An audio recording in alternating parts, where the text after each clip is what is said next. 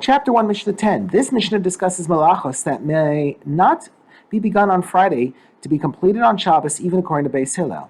We may not begin to roast meat, an onion, or an egg on Friday and then leave them on the fire to continue roasting on Shabbos, unless there is enough time for them to be roasted enough to be edible, while it is still daytime, that is, before Shabbos begins.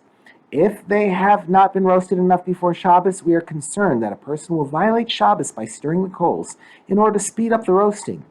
If they have been roasted until they are edible by the time Shabbos begins, there is no longer concern that one will stir the coals to roast them more quickly on Shabbos.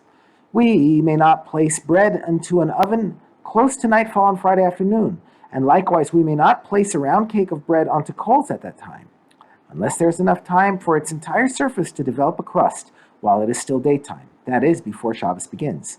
Once the bread has formed a crust, it is baked well enough that we are no longer concerned that one will stir the coals to speed up the baking. The next Tana is more lenient. Rabbi Eliezer says there needs to be only enough time for the bottom surface, that is, the part of the bread or cake that is touching the surface of the oven or coals, to develop a crust.